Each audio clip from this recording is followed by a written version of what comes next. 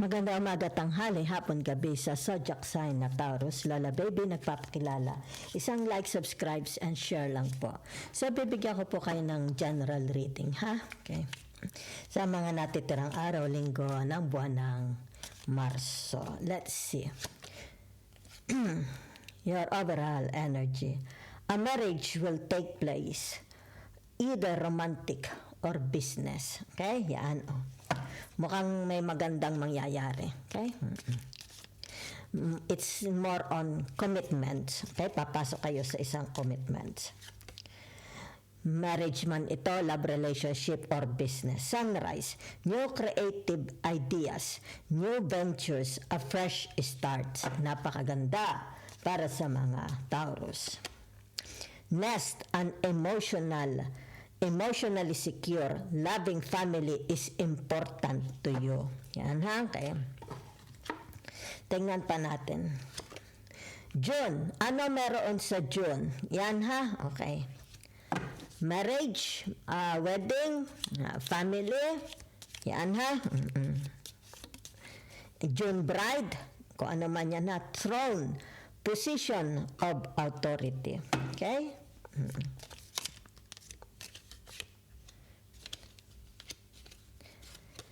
October. Ano meron sa October? Okay? Past October or October na darating. Okay? Tingnan natin your other energies para sa mga Taurus.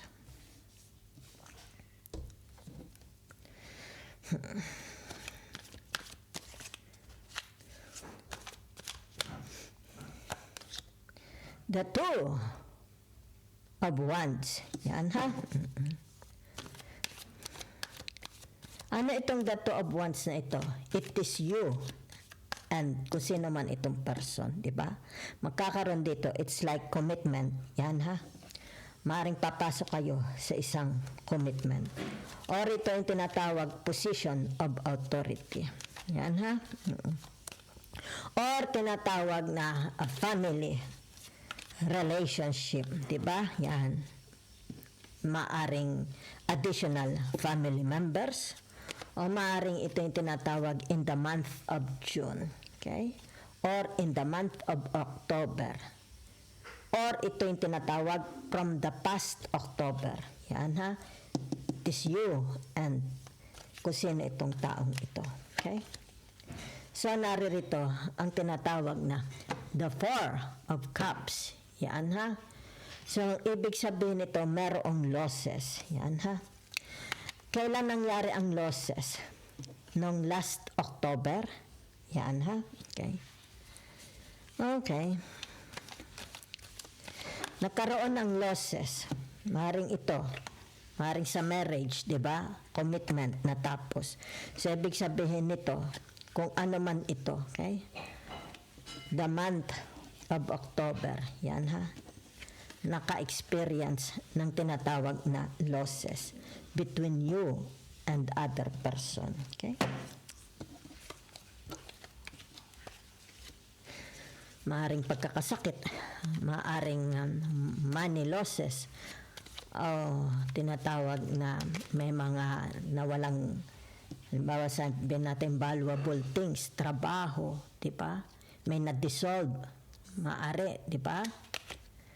O, ibig sabihin nito, tinatawag no success sa marriage, relationship, nagkaroon ng losses between you and others. Okay? Kung sino itong person. Pwede sabihin natin your person, di ba? Pwede sabihin na natin ikaw at sila, di ba? Halimbawa, kasama mo sa investment, kasama mo sa trabaho, di ba? Yan. So, maaari ito yung tinatawag noong nakaraang October, di ba? Yan. So, sabihin natin nagkaroon ng sa tinatawag null and void, okay? Divorce, 'di ba? Yan. O maaring sabihin na natin ditong natanggal ka sa posisyon, okay? Yan. O natalo ka sa kaso, 'di ba? So naririto ang tinatawag na the Knight. Okay? The Knight of Wands. Okay? Leo, Aries, Sagittarius. Diba? So, ito, it's like pagbabalik, reconciliation. Okay? Mari ito something to do about reconciliation, pagbabalik, di ba? Asking forgiveness, di ba? Yan, begging for love, di ba? Kasi may mga losses. If this is not you, ibig sabihin sila magbabalik, di ba? Yan. Maring tinatawag natin baka mga anak, asawa, di ba? So, it's all about tinatawag new ventures, a fresh start, di ba? Kung ano itong mga losses between you and them, yan, ibig sabihin nito pagsisimula, okay? Yan. Siguro para mabawi yung kanilang losses. Whatever is this, in the month of June, magkakaroon ng tinatawag na provision, abundance, luck, success. It's like tinatawag wins, gains. Okay? Yan. So, ibig sabihin nito, papasok. There is, okay? It's about commitment, relationship. Papasok, di ba?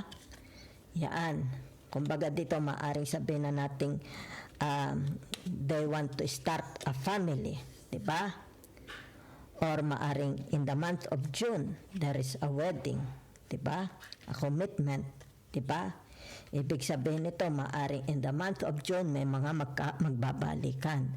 Or maaring sabihin natin na delayed, hindi nagkaroon ng postpone, di ba? Nagkaroon ng postponement.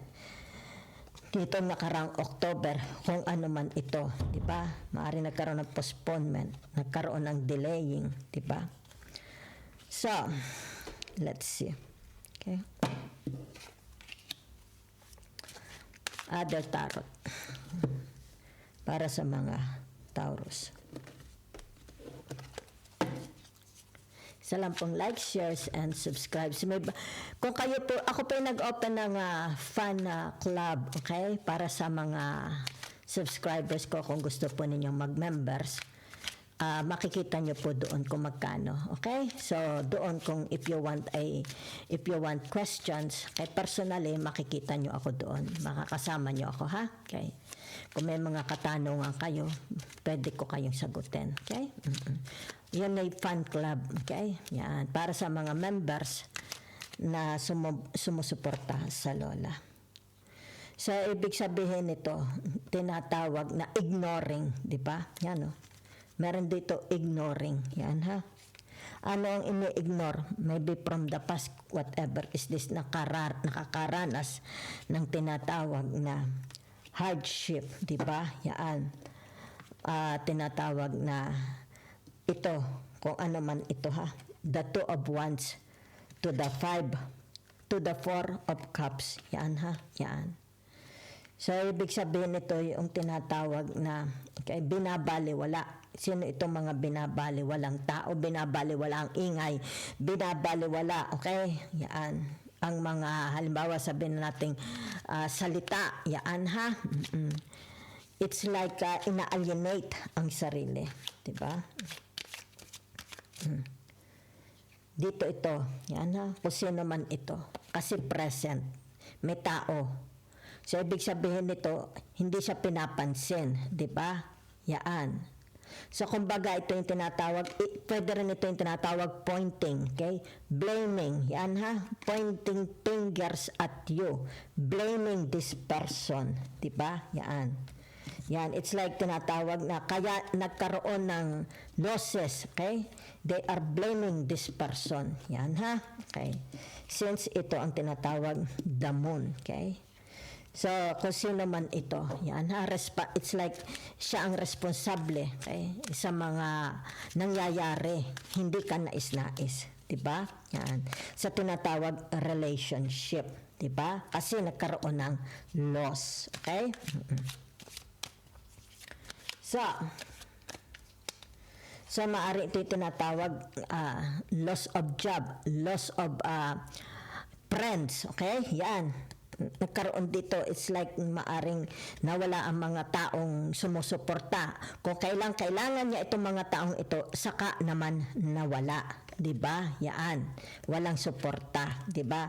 So ibig sabihin nito, wala ring gains, 'di ba? Yaan. Wala. So naririto ang tinatawag na the lovers, okay? The Gemini. So it has something to do about love. Yan ha. Ibig sabihin nito, maaaring sabihin na natin from the past, in the month, noong nakaraang October, nagkaroon ng tinatawag na break up. Okay? Hindi sila soulmate, di ba? Yan.